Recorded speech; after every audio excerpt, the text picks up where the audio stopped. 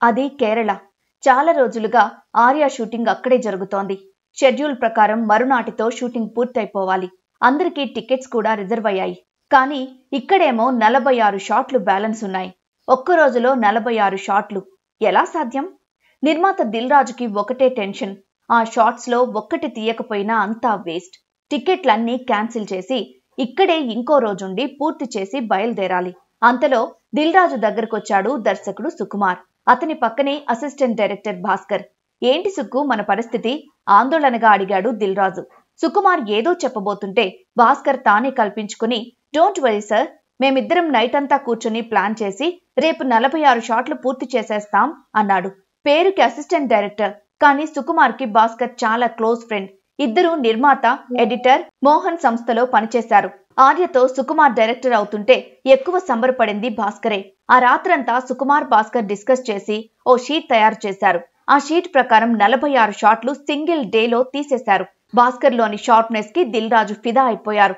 నీ ప్లానింగ్ నచ్చింది భాస్కర్, నిన్ను నేనే డైరెక్టర్ గా ఇంట్రడ్యూస్ చేస్తాను అంటూ వరమిచ్చేశారు. దిల్ రాజు అప్పుడు భద్రా సినిమా చేస్తున్నారు. బోయపాటి శ్రీనుకి డైరెక్షన్ ఛాన్స్. ఆ సినిమా టైంలోనే దిల్ రాజు ఓ ఫారిన్ మూవీ చూశారు. పిచ్చి పిచ్చిగా నచ్చేసింది.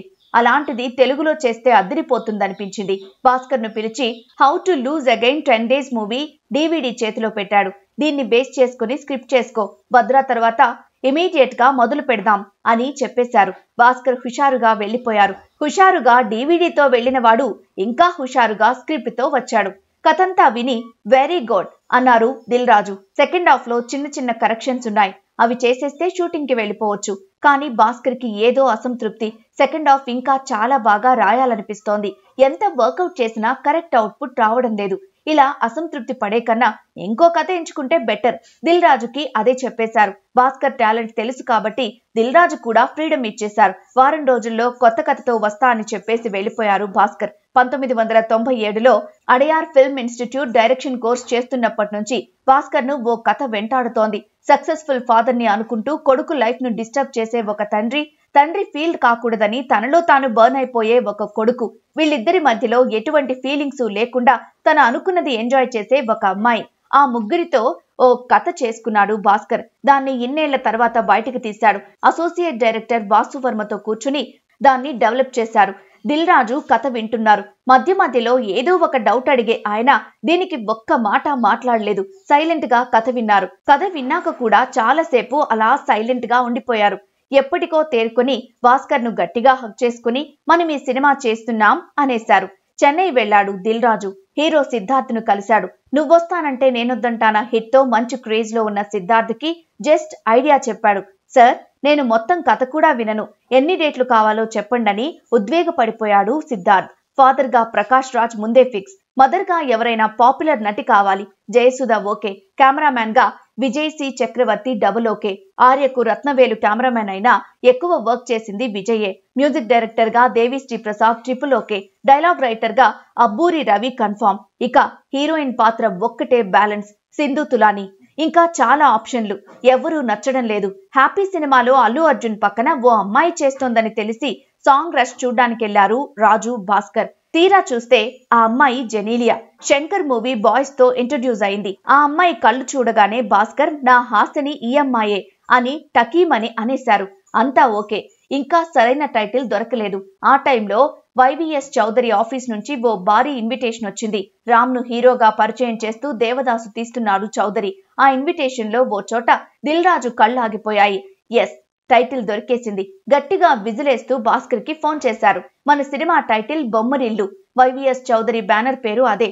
వాళ్ళ ఇన్విటేషన్ చూస్తుంటే ఐడియా వచ్చింది. సంబరపడిపోతూ చెప్పారు, టైటిల్ బాగుంది కానీ జస్టిఫికేషన్ ఎలా అని భాస్కర్ డౌట్. బొమ్మరిల్లు అని పిల్లలు ఇసుకతో గూళ్లు కట్టుకుని ఆడుకుంటుంటారు. పిల్లలు తమకు నచ్చినట్లు తాము బొమ్మరిల్లు కట్టుకుంటే వాళ్ళ ఆనందమే వేరు. మన సినిమాలో హీరో ఫ్యామిలీ కూడా అందమైన బొమ్మరిల్లే కదా అన్నాడు రాజు. టైటిల్ కి సూపర్ రెస్పాన్స్. సినిమాకు కూడా సూపర్ క్రేజ్. దిల్, ఆర్య, భద్రా లాంటి 3 సూపర్ హిట్ల తర్వాత దిల్ రాజు ప్రొడక్షన్ నుంచి వస్తున్న 4వ సినిమా. దానికి తోడు హీరో సిద్ధార్థకున్న క్రేజ్. యూనిట్ కూడా రిజల్ట్ విషయంలో ఫుల్ కాన్ఫిడెన్స్ తో ఉంది. ఆ కాన్ఫిడెన్స్ తోనే పనిచేస్తున్నారు. సిద్ధార్థ్ అయితే క్యారెక్టర్ లో పూర్తిగా లీనమైపోయాడు. ప్రకాష్ రాజ్ తో బాగా అటాచ్మెంట్ రావడం కోసం ఆయన ఫ్లాట్ కి వెళ్లి వారం రోజులుండొచ్చాడు సిద్ధార్థ్. క్లైమాక్స్ ఎపిసోడ్ ఒక్కటే బ్యాలెన్స్. అదే సినిమాకు heart and soul. Prakash Raj రాత్రికి చెన్నై వెళ్లి పొద్దున్నే హైదరాబాద్ తిరిగి వచ్చేస్తానన్నాడు. వెళుతూ సీన్ పేపర్ పట్టుకెళ్లాడు. ఫ్లైట్ లో కూర్చుని చదువుకుంటుంటే ఏం ఫీల్ కలగడం లేదు. ఏదో తేడాగా ఉంది. దిల్ రాజుకి ఫోన్ చేసి, నాకు స్టోరీ చెప్పినప్పుడు క్లైమాక్స్ చాలా ఫీల్ తో ఉంది. ఈ స్క్రిప్ట్ పేపర్ లో అంత డెప్త్ కనబడడం లేదు. ఒకరోజు టైం తీసుకునైనా వర్క్ చేసి షూటింగ్ కెళ్దాం అన్నాడు. Next day Prakash Raj flat లో మీటింగ్. సిద్ధార్థ, దిల్ రాజు, భాస్కర్, వాసువర్మ ఇలా మెయిన్ టీం అంతా ఉన్నారు. ఆ క్లైమాక్స్ ఎపిసోడ్ కోసమే డిస్కషన్. అర్ధరాత్రి 2 అయింది డిస్కషన్ కంప్లీట్ అయ్యేసరికి.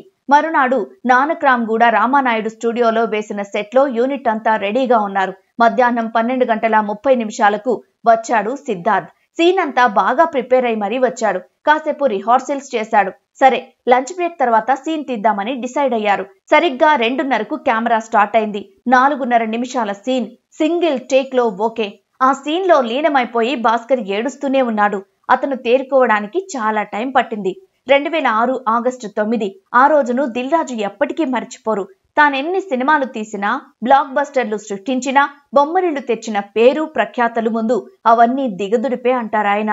9 కోట్ల రూపాయలతో తీసిన ఈ సినిమా ఎన్ని కోట్లు వసూలు చేసిందని అడిగితే దిల్ రాజు ఒక్కటే చెబుతారు, బొమ్మరిల్లు ఇచ్చిన సంతృప్తికి ఖరీదు కట్టే షరాబు లేడు. దర్శకుడు భాస్కర్ కి ఇంటి పేరైపోయింది సినిమా. భాస్కర్ నాన్న నటరాజన్ బొమ్మరిల్లు చూసొచ్చి కొడుకు చేతుల్ని ఆప్యాయంగా ఒత్తాడు. అంతకు మించిన అవార్డు లేదంటారు భాస్కర్. సిద్ధార్థ్ కు సెకండ్ బ్లాక్ బస్టర్, జనీలియాకు బిగ్ బ్రేక్. అంతా నువ్వే చేశావు, వీలైతే 4 మాటలు, కుదిరితే కప్పు కాఫీ లాంటి డైలాగ్స్ మొబైల్లో రింగ్ టోన్స్ గా కూడా పాపులర్. యువ చిత్ర సంస్థపై గోరింటాకు, సీతా మహాలక్ష్మి లాంటి ఎన్నో మ్యూజికల్ హిట్స్ చేసిన ప్రముఖ నిర్మాత మురారికి కొత్త శతాబ్దపు సినిమాల్లో ఇది ఫేవరెట్ మూవీ. శంకరాభరణం, స్వాతిముత్యం, సాగర సంగమం లాంటి కళాఖండాలు తీసిన ఫేమస్ ప్రొడ్యూసర్ ఏడిద నాగేశ్వరరావు మనసు దోచుకున్న సినిమా ఇదే.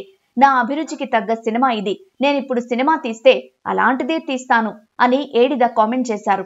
అది చాలు బొమ్మరిల్లు మేడ్ హిస్టరీ అని చెప్పడానికి.